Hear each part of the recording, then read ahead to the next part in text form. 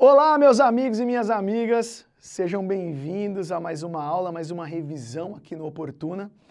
E hoje vamos fazer uma revisão de filosofia para o vestibular da UEL, um vestibular muito aguardado, um vestibular que tem uma prova sensacional nas humanas, mas também costuma cobrar um nível técnico bem profundo dos candidatos, bem elevado, não só ali na parte de conteúdo, mas também na leitura, na interpretação.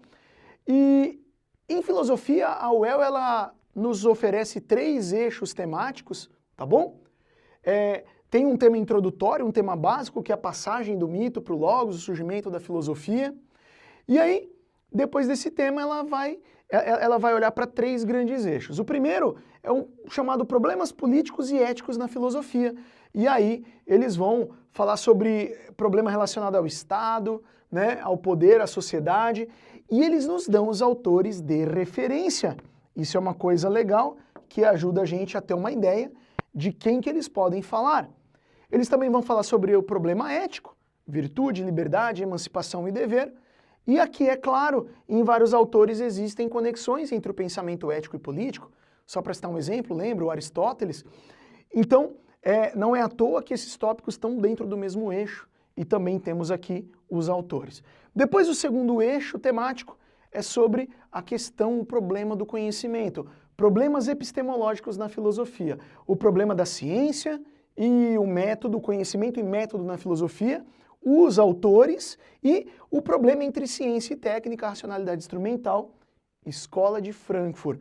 Aqui, inclusive, é um tema que eles costumam cobrar com bastante frequência, e esses caras aqui, Adorno, Horkheimer, Habermas, o Heidegger não é a Escola de Frankfurt, mas é um pensador anterior que influenciou os frankfurtianos.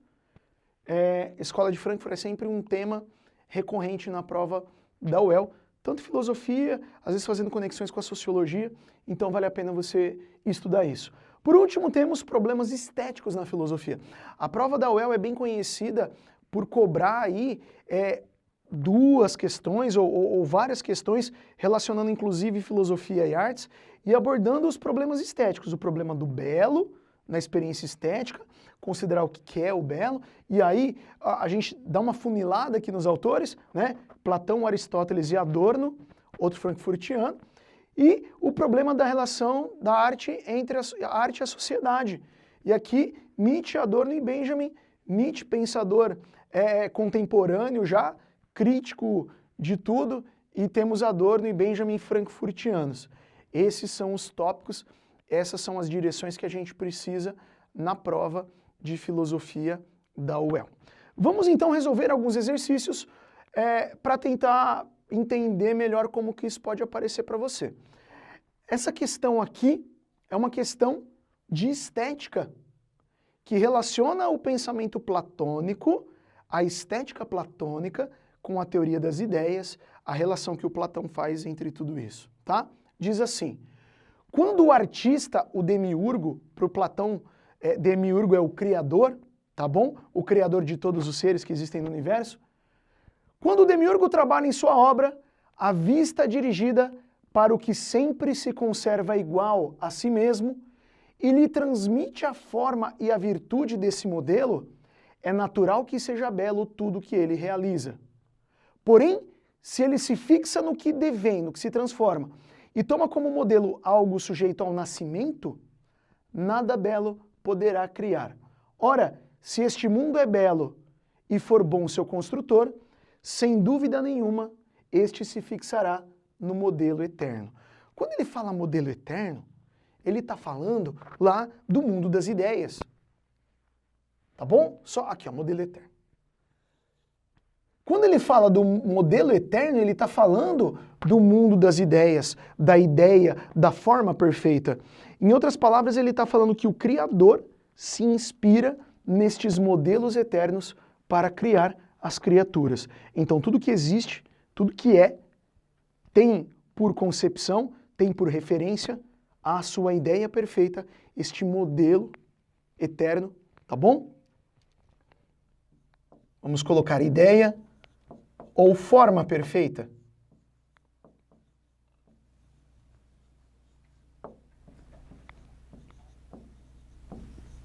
Pois bem, então tá lá, Platão, Timeu, uma obra do Platão, Timeu, tá bom? Com base no texto e nos conhecimentos sobre a filosofia de Platão, assinale a alternativa correta. A. O mundo é belo porque imita os modelos sensíveis, nos quais o demiurgo se inspira para gerar o mundo. Ele está falando ali que se o demiurgo, o criador, usar o modelo sensível, que é isso aqui, ó, toma como modelo algo sujeito ao nascimento, algo que surge, tudo que está relacionado à transformação, à mudança desse mundo aqui, nada de belo surge. Então, o mundo não é belo porque imita os modelos sensíveis, mas sim porque imita o modelo eterno, a ideia, a forma perfeita. B. O sensível, ou o mundo que devém, esse mundo do devir, da transformação, do movimento, é o modelo no qual o artista se inspira para criar o que permanece. Não. O modelo que o artista se inspira para criar o que permanece não é o mundo sensível, o sensível que devém, mas o inteligível, o eterno, o imutável, o mundo das ideias. Então também não. C. O artífice do mundo, por ser bom, cria uma obra plenamente boa, que é essa realidade percebida pelos sentidos. Vamos voltar?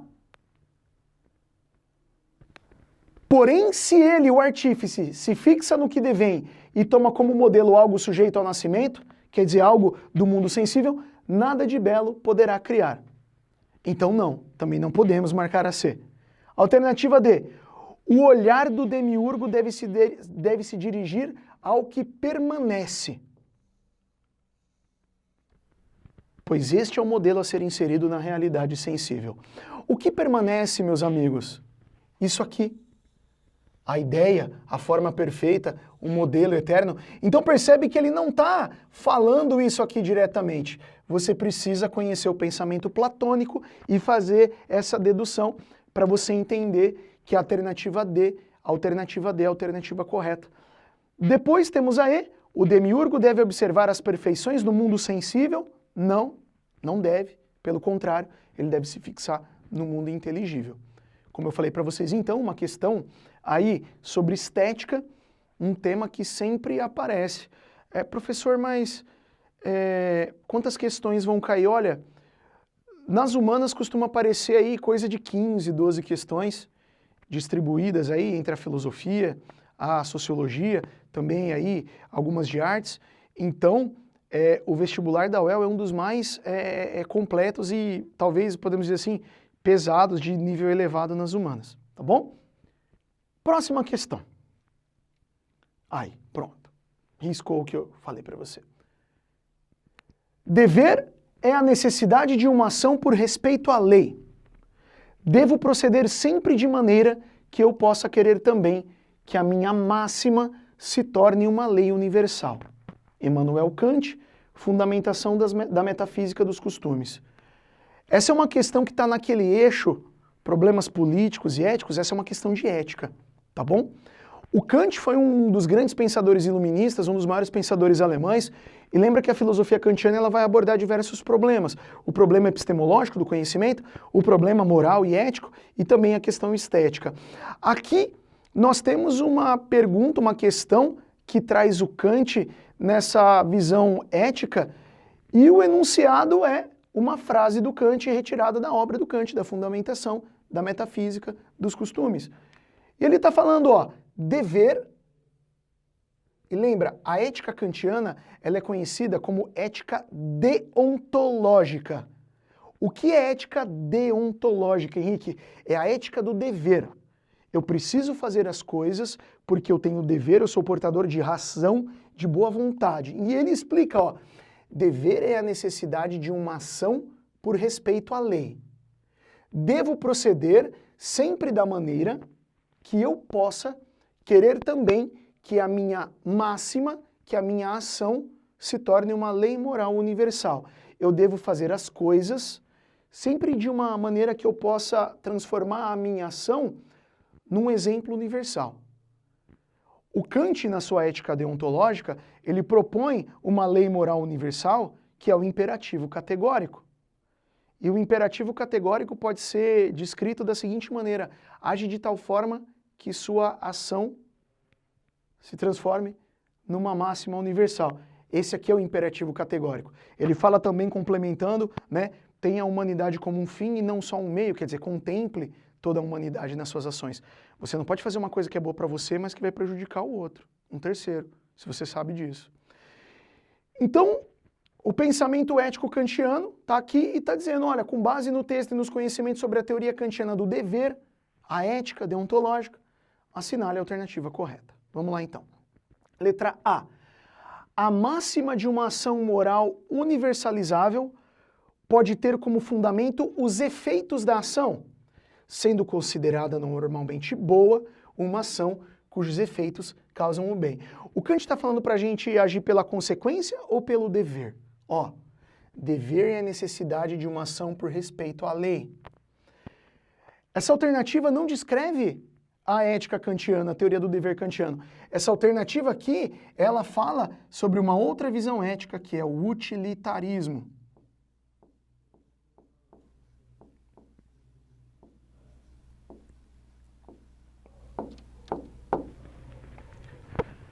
Utilitarismo do Jeremy Bentham, utilitarismo lá do John Stuart Mill, pensadores ingleses que falam que a ação útil é aquela que gera a maior quantidade de bem-estar.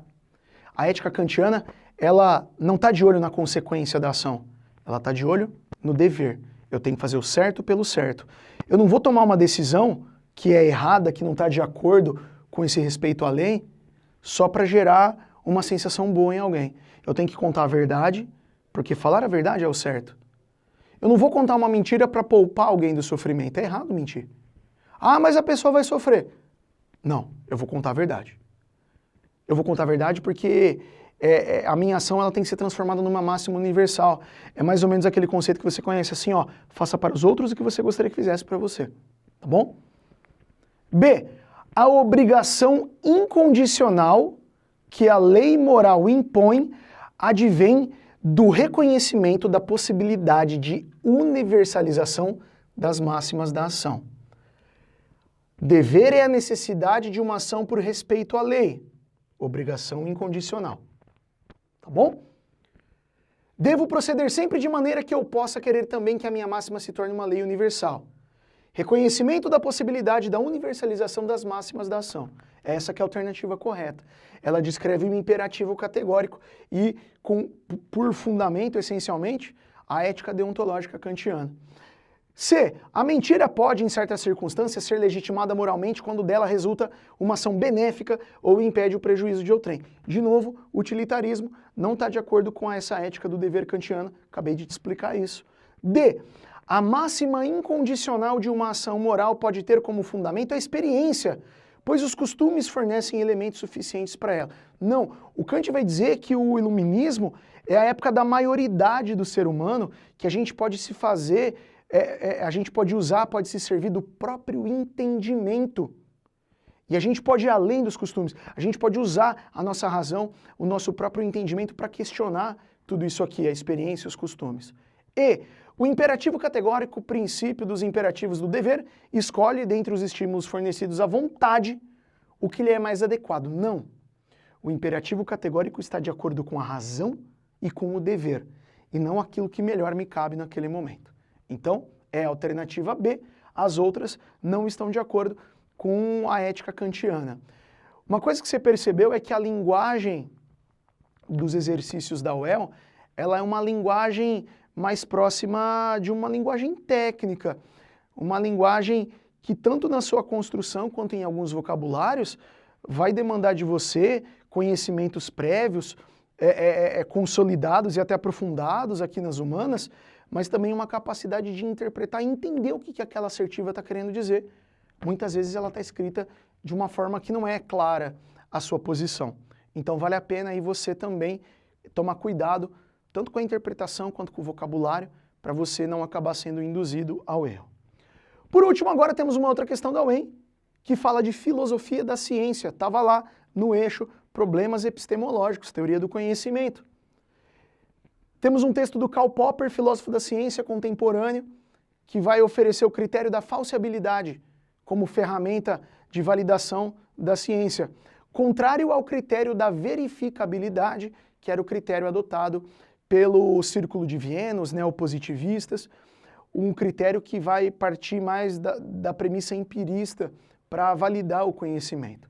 E o texto do Karl Popper diz assim: esta é uma concepção de ciência que considera a abordagem crítica sua característica mais importante. Para avaliar uma teoria, o cientista deve indagar se pode ser criticada, se essa teoria científica se expõe a críticas de todos os tipos e, em caso afirmativo, resiste a essas críticas. Karl Popper, Conjecturas e Refutações. Então, uma teoria científica para o Karl Popper é boa quando ela pode ser criticada, ela está aberta às críticas e ela sobrevive a essas críticas. Uma teoria científica é boa para o Karl Popper não porque eu posso reproduzir o experimento e verificar a autenticidade dela. Para o Karl Popper, o que faz uma teoria científica ser boa, e claro que isso aqui tem uma grande aplicação no campo das ciências naturais, da saúde, é o fato de eu ir lá e falar, não, está errado, eu vou mostrar que está errado. E eu tento comprovar, eu tento demonstrar que ela é falsa e não consigo, tá bom? Com base no texto e nos conhecimentos sobre a filosofia de Karl Popper, assinale a alternativa correta. Letra A. A concepção de ciência da qual fala Popper é aquela que possui o princípio da verificabilidade, com proposições rigorosas que procuram corrigir as teorias científicas. Não. Princípio da verificabilidade é Círculo de Viena, que propõe o empirismo lógico ou o neopositivismo.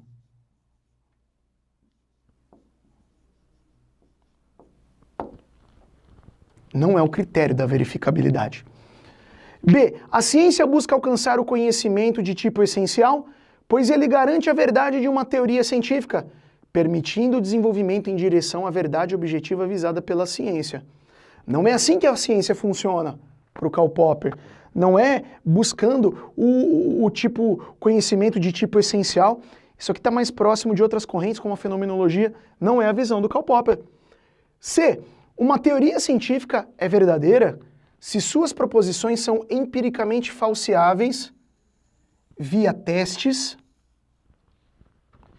permitindo que sejam autocorrigidas e desenvolvidas na direção de uma verdade objetiva. Essa é a alternativa correta. O Karl Popper propõe o critério da falseabilidade. Professor, se eu não soubesse isso, você ia ter que chutar. Conteúdo, filosofia da ciência. Essa é a proposição do Karl Popper.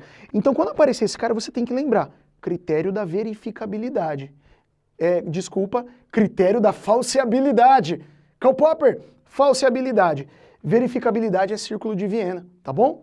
Karl Popper, critério da falseabilidade, Círculo de Viena, critério da verificabilidade. Vamos ver as outras? Os testes empíricos nas ciências humanas, tais como psicologia e sociologia, visam confirmar seu valor de cientificidade, pois suas teorias são falsificáveis. As ciências humanas, elas têm um outro jeito de fazer ciência, no qual o critério da falseabilidade vai encontrar grandes limites. As ciências humanas, elas estão abertas a interpretações, elas estão abertas a críticas e a propostas ideológicas que não necessariamente são demonstradas empiricamente. Então não dá. E a concepção de ciência que Popper sustenta é passivista e receptacular, na qual as teorias científicas são elaboradas por meio dos sentidos e o erro surge ao interferirmos nos dados obtidos pela experiência. Essa é uma postura passiva? Não. Essa é uma postura que vai atrás, que critica, que bate e tal. Então, a alternativa C é a correta. A gente fica por aqui. Eu queria desejar para vocês uma excelente prova, um excelente vestibular da UEL, que você aí tenha muita calma, paz de espírito, consiga mandar bem nessa prova. Estamos torcendo por vocês. Um grande abraço. Até mais. Tchau, tchau.